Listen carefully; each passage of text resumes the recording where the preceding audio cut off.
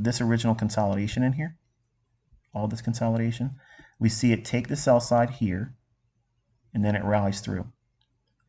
Does the market come back to its original consolidation?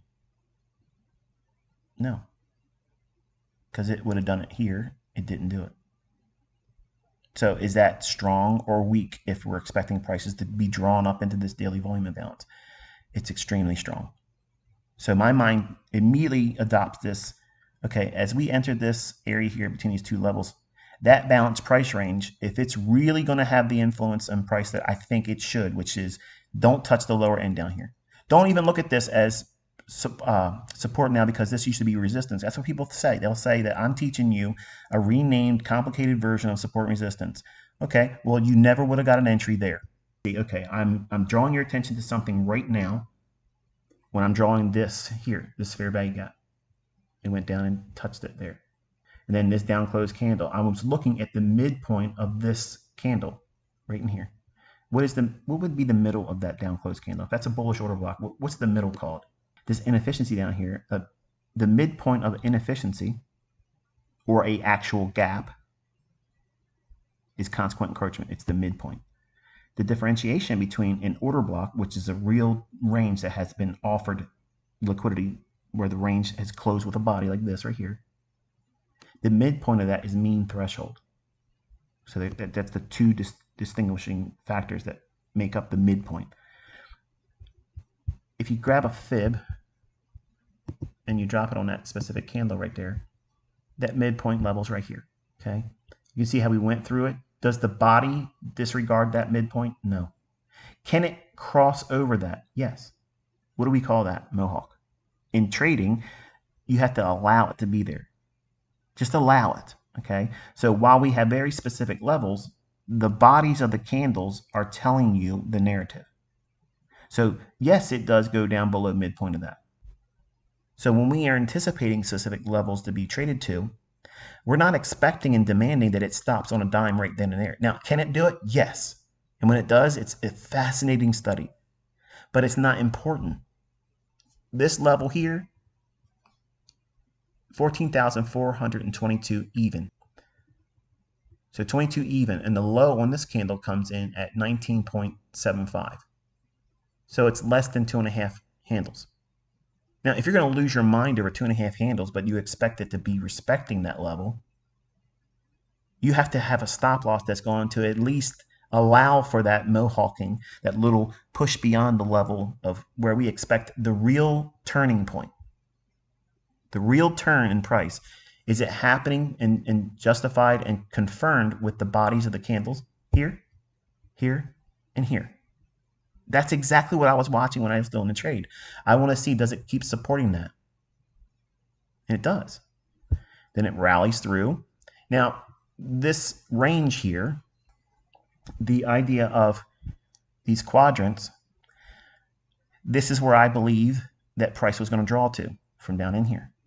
Okay, so if this level from here all the way up, best case scenario, terminus would be the high end up here, where I'm trading all of this move from here to here, and I'm highlighting this little shaded area here.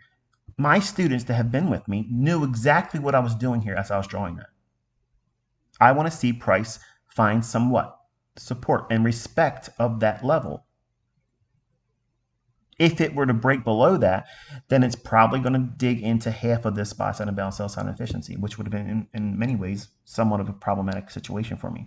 But in my mind, okay, here's a big paradigm shift. This area in here, because of it's being Monday on a non-farm payroll week, it's the beginning of a new month, end of an old month, and that's a Monday that I would be trading. And a characteristic of that Monday is that it's going to be out the gate real quick trying to get somewhere. Look at the Monday of non-farm payroll. So non-farm payroll weeks, on Monday, generally there's a lot of excitement right out the gate. 9 o'clock to 9:30, there's a lot of excitement. Lots of excitement. It's designed to be that way. So when I'm drawing out on these charts, like this fair value gap in here, in my mind, what I was interpreting was, does price want to react off of that? And if it does, I want to see how fast it can reach to the lower quadrant, which is this level here. So if we measured from the low of this blue shaded area all the way up to the top and divide that in half, that's this level here. That's consequent encroachment because it's an inefficiency on the daily chart.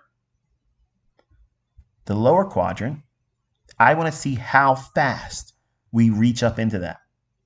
Whenever I have an inefficiency, whenever there's an imbalance at any degree of a draw, or it's ahead of a target that I'm reaching for, but I think it's ultimately going to go through some kind of let's say that I was wanting to see 14,500, which would have been outside the scope of the price range that's being shown here. Okay, like say I believe that's what I wanted to see happen this morning. And then we also have this daily volume imbalance still. I would not be so inclined to take all my profits off in here. I would take about half, and then 80% would be up here, and then see if I can reach that target.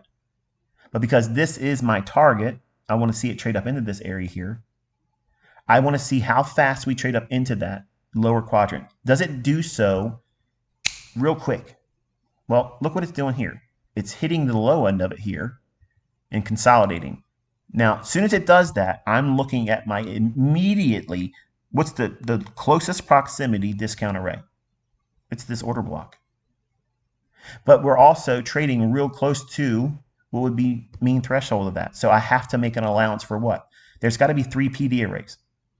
3 PD arrays that every single time I'm looking at price as an entry, or if I'm moving my stop loss, I have to have something that's framing it where there's 3 PD arrays that would otherwise be used as an entry. If they're not respecting price, all 3 of them fail, then I'm wrong. That's where I'm placing my stop loss. Every single time I'm moving my stop in profit, never opening it up wider. When I add a pyramided entry, sometimes it'll make the stop loss move a little bit, and then I quickly adjust it to where the risk needs to be based on three specific PD arrays. So if we're looking at this down close candle here, and on this candle here, I'm watching price. While I'm not using it as an entry because we're in the target, the low end of where I was seeing it as a draw, which is the daily volume imbalance, that blue shaded area. Can't take a pyramid there. We got to be in the mindset of taking partials.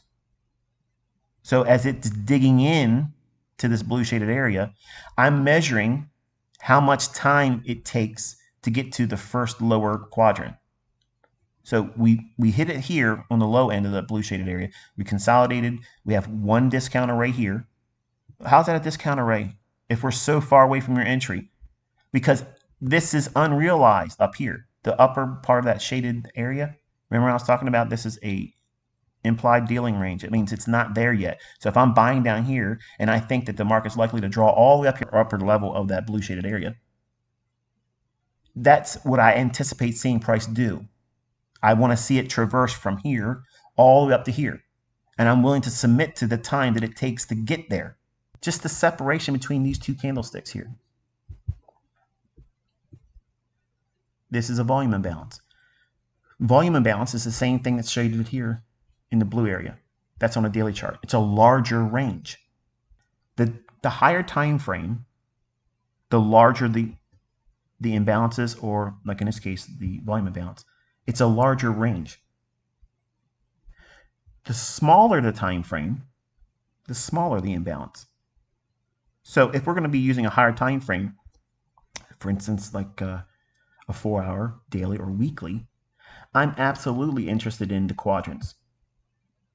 Anything less than that, I'm only interested in the low, the high, and the consequent encroachment midpoint level. Because this is a daily volume imbalance, I want to know where that first quadrant is and how fast does it reach up in there. It does it real quick and energetically. And what is it telling me? What is it telling you? Where did it close on that candle? When it hit it, what did it tell you? Did it close below it? Nope. Closed above it. That is a signature. And when these things like this happen, it tells their algorithm, like I have Enigma. Enigma is not what books price. Enigma, it handshakes with the algorithm that delivers price. And what does that mean? My algorithm would see this close above that upper quadrant and say, okay, now I can take a long if it trades down into a discount array. So it's going to have to go back through, where are we at right now? We're here. So go back down. We have consequent encroachment of this wick here, opening of this order block, mean threshold. So is it permissible to see price wick through mean threshold here, but not close? Yes. Does it do that? Yes. Does it close below mean threshold? No. Does it close below the volume imbalance here? No. So where's price going to go? Higher. Every other person that is deemed smart money, central bank level, cannibalizing traders, okay, they're out there doing these things, they're entering on this because they see this was the qualifier to say, okay, we're going to go higher. Now, if it would have closed below this quadrant level there, they're not going to take that trade. They're not going to be in it. Even if it does go up a little bit higher here, it might go there and then roll right back out of it. That's why these things are important. That's why I'm teaching it to you. Those are the little telltale signs that I call a signature that we're looking for in price. If it's not there, I'm not taking the trade. If it's not there, I'm not holding the trade. If it's not there, I'm not going to reach for another objective to take a partial. Where's the next level in quadrant? It's the consequent encroachment. It reaches energetically right here. Where's the close on it? Above it. What's that telling you? It's going to keep fucking going up. Okay? It's going to keep going up. That's logic, folks. That's how it's done. That's real fucking order flow. Everything is measured and everything is time delivered. So you might as well warm up to the idea it's beneficial that it's rigged. It's a good thing that it's rigged. I wouldn't fucking trade in it if it wasn't rigged. How are you going to be able to know for certain what you're doing has any edge? You don't. Upper quadrant. Does it close above it? Oh, hell yeah. So that means it's going to reach for what? The upper end of the inefficiency, that blue shaded area. And bang, bang, bang, up here. See that? So let's roll this back. All right, if you look at this low here, this is just swing projections. All right, so if you're looking at just these 2 points here, this low and this high, if price were to break through that, we can anticipate all of these levels here. Now, I use these levels like this one here, and it is close to that one right there. That's what? It's the first quadrant of that daily volume imbalance. And that's why we see it hit there and it consolidates. Then, reaching up into -3 standard deviation, we get 1, 2, 3, 4 times outside of these candlesticks. It's really trying to get to that level. So when I'm teaching you or I'm teaching standard deviations, I'm looking for these kind of agreements, these confluences of where certain PD arrays and those levels within a PD array that I are teaching you are influential in terms of price, where there's a collection of them, where they're coming together, coming together in a convergence. That's more impactful. These are factors that the market's going to reach for on the basis of inefficiency. So if we know, and I'll put it like this, if we know that it's likely to draw up into this blue shaded area, what did we talk about down here? They're mohawks, right? I mean, you can color outside the line.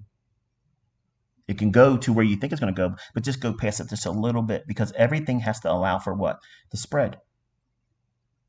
So the algorithms that these high frequency trading algorithms are handshaking with the algorithm that books and delivers price. Okay, make it short and sweet. The algorithm that causes the high and low of the form that's predetermined before anything happens in the day, the high and low is already predetermined.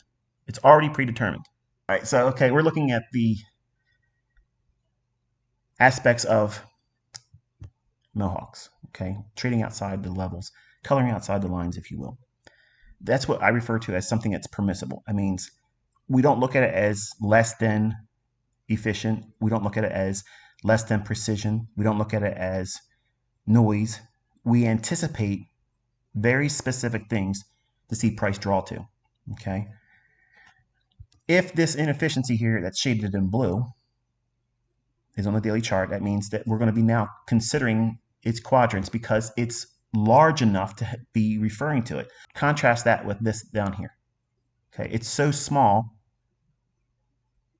It's not essential. There's not much of a difference between the low, the high. It's the balanced price range over here that's going to act just like an inversion fair value gap. trades down into what? If it's an inversion fair value gap, we want to see it respect consequent encroachment, which is midpoint. Can it trade to the lower end? Yes. But it's not likely to do that if it's coupled with a balanced price range where price goes up and down. So it's traversed between these two price points of this candle's body and this candle's body and that one. It's offered buy side and sell side. So it's efficiently delivered and booked price between those two price levels, which is what I'm highlighting here. But when price was trading down here, I was telling you at the time of me doing the execution, internalize it the same way I've taught you a inversion fair value gap, which would be treated as support. Now, do we simply just trade it on the high of it? You can, plus a tick or so. Sure, you can. But your stop loss has to be at least considering the fact that it can do this little mohawk thing. It can do that right to that low if it's an inversion fair value gap. So in other words, it can create just one tick or two below that. But it's not likely, highly probable that it won't do that because it's coupled to a balanced price range where price has gone up and down within those very specific price points. That's why consequent encroachment stops it here and stops it here. The bodies confirm while you're watching price because it doesn't close below the consequent encroachment. So if we're anticipating and allowing for a mohawk, something that's just outside the lines of what we're anticipating and seeing as impactful, noteworthy in the trade, in the tape reading, in the price delivery, we're not reducing its level of precision when it does this. We are already expecting it. That's all that this is right here. This right here on a 1 minute chart, you can see the bodies of the candles here. But if you go up to like a 5 minute chart, that's just going to be a wick. See how it's a wick? So this is a mohawk inside of the daily volume imbalance.